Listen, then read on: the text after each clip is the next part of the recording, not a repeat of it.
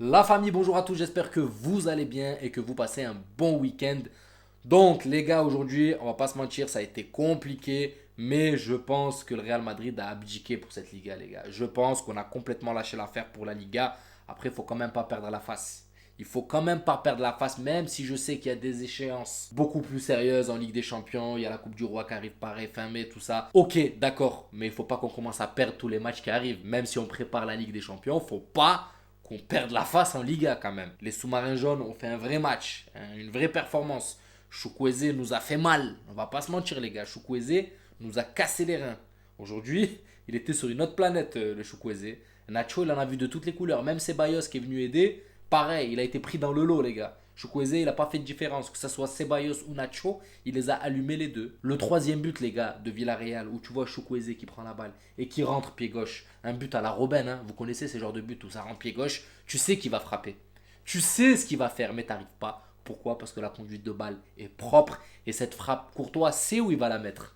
Il sait où il va la mettre, mais il peut pas aller la chercher. C'est un but à la Robben, les gars. Ça, j'appelle ça un but à la Robben. Maintenant, voilà, quand tu as des joueurs comme ça où ils sont dans leur jour, tu peux rien faire. C'est comme un Benzema quand il est injouable, tu peux rien faire. Là, aujourd'hui, c'était la journée Chukwueze, les gars. C'était sa journée. Même si le Real a essayé de tenir tête un petit peu, c'était son match. C'était son match. Si on mettait 4 buts, Chukwueze on mettait encore un, les gars. On a eu quand même des lacunes défensives. Et il faut en revenir dessus. Nacho, voilà, le jour où on met pas Kamavinga, on met Nacho. Voilà, tu remarques que ce genre de joueur comme Chukwueze, il faut un Kamavinga devant. Il faut quelqu'un de vif, aussi vif que Chukwueze. Et Nacho, malheureusement, défensivement, il est propre. Il essaye de faire le nécessaire. Mais quand tu as de la vivacité en face, c'est compliqué. Et Chukwueze, les gars, voilà, c'est un petit Vinicius de Villarreal à son niveau. Et pour rattraper un joueur comme ça, les gars, ça se fait pas comme ça. Nacho, c'est quand même un joueur d'assez lourd. Même s'il est rapide, hein, il est plus facile à dribbler qu'un Kamavinga. Kamavinga, tu peux le dribbler, mais il reviendra. Il reviendra et il te collera comme une sangsue. Alors que Nacho, une fois que c'est passé, c'est passé. C'est dur pour que Nacho retourne ses appuis, retrouve ses appuis et rattrape un attaquant qui l'a devancé. Vous voyez ce que je veux dire? J'espère que vous me comprenez. Donc défensivement, ça a été compliqué. Et même Ceballos qui décrochait de temps en temps pour venir aider Nacho, ben lui aussi s'est fait enrhumer. Même si Ceballos a fait un match très très correct dans l'ensemble. Voilà, il a quand même déblayé un peu ce milieu de terrain qui était un petit peu en dessous au début. Asensio, tu l'as vu sur deux trois éclairs de génie. Après, deuxième mi-temps, il s'est éteint pratiquement, on l'a plus revu. Donc voilà, ce milieu de terrain, tu sens qu'il y a un manque. Un Modric, un créateur, un mec qui est là, qui peut te voir des ouvertures, qui peut voir les décalages d'un Vinicius, tu sens qu'il manque ce joueur. Après, Asensio, sur le premier but du Real Madrid, il a ce petit éclair où il part avec sa conduite de balle, il casse la première ligne, il casse la deuxième ligne juste avec sa conduite de balle. Ça, c'est des actions que, comme exemple, Kroos ne fera pas. Vous voyez, ça, c'est des choses que Kroos ne fera pas. Prendre la balle et tenter, aller dans l'inconnu, aller dans l'hasard et prendre des risques. Ça, Kroos ne le fera pas. Et c'est là où il y a ce petit plus d'Asensio, même si Asensio n'est pas comparable à un Kroos, parce que Kroos, comme je le répète toujours les gars, c'est un aérateur de jeu. Asensio, il peut de temps en temps te faire des petits coups de génie, mais c'est pas régulier. Même si ces derniers temps, quand tu as besoin de lui pour qu'il te mette un but, il te le met. Quand tu as besoin de lui, quand il rentre d'être un peu performant, il arrive à faire la diff. Mais voilà, ça sera jamais l'apport d'un Cross. Par contre, Ceballos, tout le contraire, je trouve que Ceballos a un vrai apport au milieu de terrain, les gars. Ceballos, avec sa conduite pied droit, je sais pas comment il fait, les gars, mais si vous regardez le toucher de balle de Ceballos, il joue que du pied droit, les gars. Il touche pas la balle du pied gauche. Et pourtant, il arrive à casser des reins que du pied droit. Je sais pas comment il fait. Mais en tout cas, il a un pied droit magnifique et sa conduite de balle, mais elle est incroyable. J'arrive pas à cerner le joueur. À chaque fois, je me dis, bon, il va la prendre du pied gauche. Non, il est toujours là, il zigzague, il peut te faire un 360 degrés sur son corps, mais que avec le pied droit. Magnifique et j'aime énormément le style, un peu l'élégance de jeu de Ceballos. C'est un peu.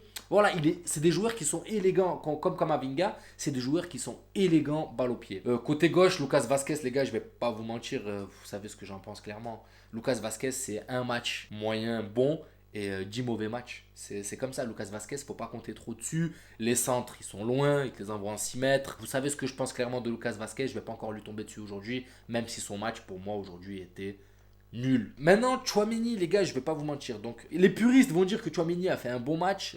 D'autres personnes, dont moi, je vais dire que Chouameni n'a pas fait le match que j'attendais. Et pourquoi? Quand vous regardez Kamavinga, les gars, cet apport qu'il a au milieu de terrain, cette technique qu'il a au milieu de terrain, Tchouaméni ne l'a pas. Par contre, Tchouaméni a plus un rôle défensif. Et quand vous voyez les 15-20 premières minutes, tu vois que Tchouaméni a essayé de tenter des choses, d'aller plus vers l'avant. Et c'est Ceballos qui a fait le point fixe. Je ne sais pas si vous avez remarqué. Ceballos a fait le point fixe devant la défense. Et Tchouaméni, voilà, c'est projeté vers l'avant.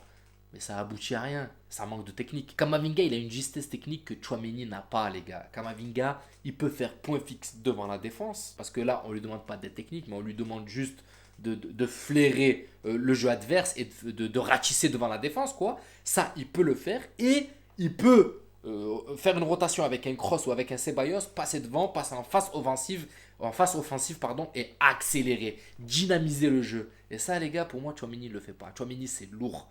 Tchouaméni peut faire un peu un rôle de cross, aérer un peu le jeu, mais dynamiser le jeu, l'apporter vers l'avant, non.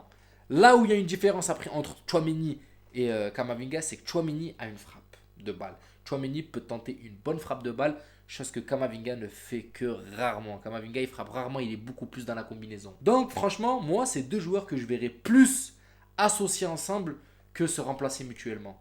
Après, vous me direz ce que vous en pensez dans les commentaires, mais moi, c'est mon point de vue. Donc, clairement, globalement, les gars, ce milieu de terrain, pour moi, c'est là où ça a pêché aujourd'hui. Les ballons ne sont pas trop arrivés devant. Pareil, tu vois un Benzema qui décroche beaucoup trop.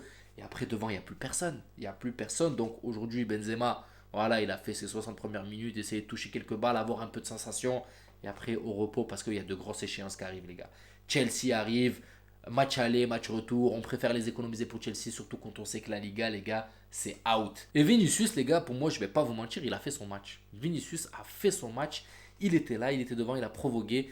Foyt a fait énormément de fautes sur lui, Je l'aime pas trop ce joueur Foyt là, l'Argentin, le latéral droit de Villarreal. J'aime pas trop parce qu'il est beaucoup dans la provoque, il est beaucoup dans... Voilà, c'est le genre de joueur qui nous chauffe notre Vinicius, qui nous le fait sortir de ses gonds. Et malgré tout, il a quand même enrhumé. Enrhumé en deuxième mi-temps, Foyt, il voyait flou. Et par contre, l'arbitre a trop toléré avant de lui mettre ce jaune. Parce qu'il en a fait des fautes. Hein. Et les joueurs comme ça, moi, j'aime pas, les gars. J'aime pas les joueurs qui... La seule façon de stopper un attaquant, c'est de balayer, c'est de casser les jambes. Voilà, c'est à l'image d'un Araujo, les gars, contre le Barça. C'est à peu près la même chose quand vous regardez Foyt, c'est pareil. Il est obligé d'utiliser ses mains, ses jambes, de faire mal pour gratter le ballon. Sinon, il n'y a rien. Et l'arbitre, il a laissé jouer. Aujourd'hui, il a laissé jouer à l'anglaise, les gars. Il y a d'autres arbitres, ils auraient sifflé je sais pas combien de fois. Et il y a un truc que je comprends pas, c'est que le joueur doit faire au moins 10 fautes avant de décoper un carton. Ça, pour moi, c'est pas normal. C'est pas normal qu'il doit faire au moins 10 fautes les unes après les autres. Même à un moment, Vinicius l'a dit, oh, 1, 2, 3, 4, 5, il va aller jusqu'à où? Il faut qu'il en fasse combien des fautes? Au bout d'un moment, il faut mettre ce carton jaune.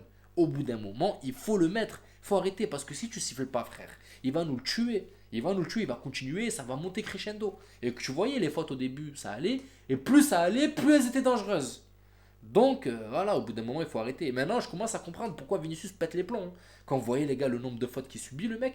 Et quand tu regardes en caméra isolée, c'est pas des petites fautes, les gars. C'est pas des petites fautes. Des fois, il se fait bien soulever et il bronche pas. Donc au bout d'un moment, s'il pète les plombs, faut le comprendre. Faut le comprendre. Pour conclure, les gars, je vais pas vous mentir, le Real Madrid n'a pas fait un bon match, notamment où, franchement, en première mi-temps, Villarreal a clairement dominé. En début de deuxième mi-temps, on a essayé de reprendre un peu le jeu à notre compte. Mais après, Villarreal a repris le dessus. Et tu vois clairement un Real Madrid qui a abdiqué. Pour moi, je le dis clairement, qui a abdiqué. Maintenant, il est question de ne pas perdre la face quand même. On est le Real Madrid, on ne peut pas donner des points comme ça, gratuits, cadeaux. Même si on a lâché l'affaire, voilà, il faut quand même qu'on garde la face. Donc voilà la famille, j'espère que ce débrief vous plaira. N'hésitez pas à vous abonner, à liker, ça donnera de la force à la chaîne. Et je vous dis à la prochaine vidéo et prenez soin de vous. Ciao la famille.